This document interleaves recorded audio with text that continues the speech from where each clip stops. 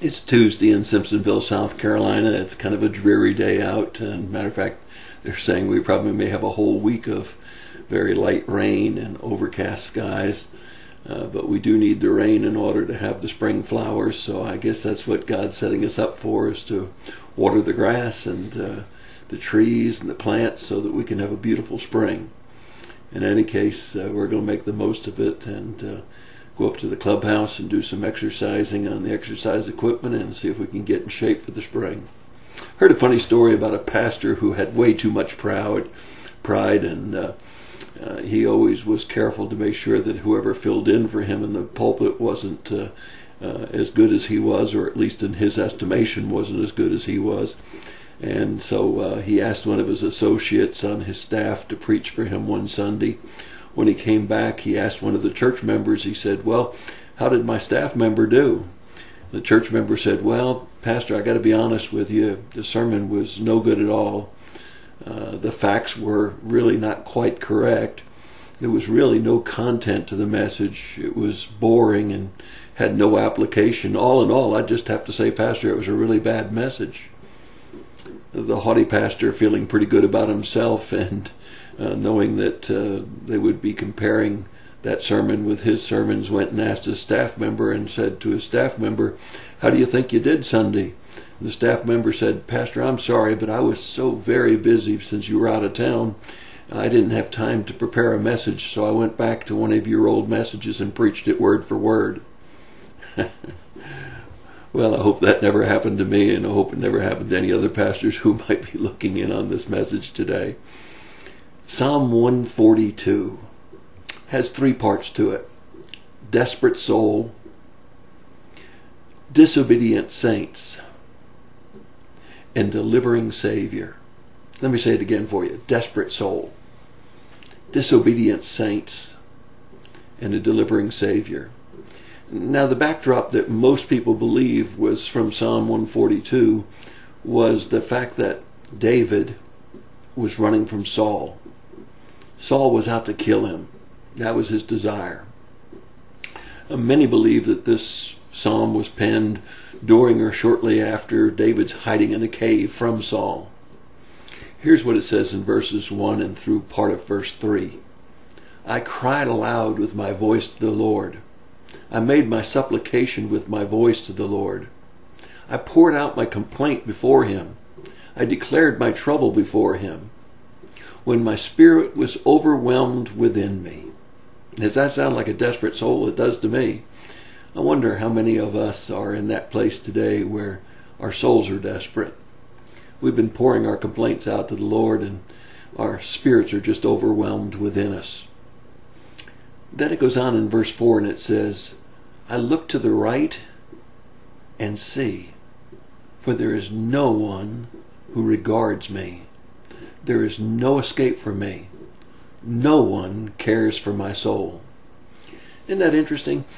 David looked to his right, whether he was looking for those that had followed him as he was hiding from Saul, whether he was looking for Jonathan, or whether he was looking for family members, we don't know. But he said, "I looked to my right and I couldn't find anybody that seemed to care for my soul." Does that sound like disobedient saints? How many people are there around us today who are desperate, who have been trying to pour their hearts out to God, and they've been just looking to see if there was somebody that cared about them, somebody that cared about what was going on in their life? Desperate souls, disobedient saints, they're not there when you need them. But then there's the delivering Savior. He says, "I cried out," verse 5, "I cried out to thee, O Lord, and I said, Thou art my refuge, my portion in the land of the living. Give heed to my cry, for I am brought very low. Deliver me from my persecutors, for they are too strong for me. Bring my soul out of prison, so that I may give thanks to thy name. The righteous will surround me, for thou wilt deal bountifully with me." As I was penning this many years ago, as I was going to deliver it as a sermon, I got to words of people need the Lord. Maybe it's been a while since you sang that song, or maybe it's been a while since you thought about what the words say. But let me read them to you right now. Every day they pass me by. I can see it in their eyes. Empty people filled with care, headed who knows where. On they go through the private pain, living fear to fear. Laughter hides their silent cries. Only Jesus hears. People need the Lord is the chorus. People need the Lord, people need the Lord. At the end of broken dreams, He's the open door. People need the Lord. People need the Lord.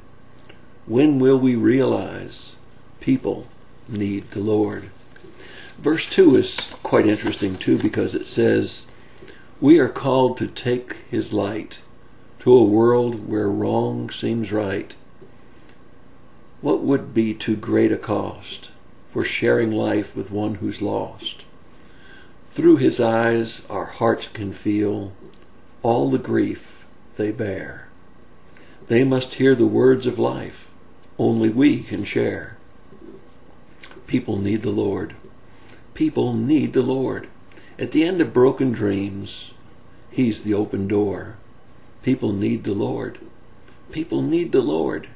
When will we realize that we must give our lives for people who need the Lord? It's a great song, but it has even greater message. There may be somebody around you today that is reaching out. They're desperate. They're crying out and they're looking to their right to see if anybody cares for their soul.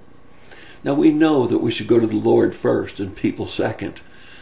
But my friends, we got to be obedient. We've got to be sensitive to those needs around us. People need the Lord. That's your thought for the day. God bless you and have a great day.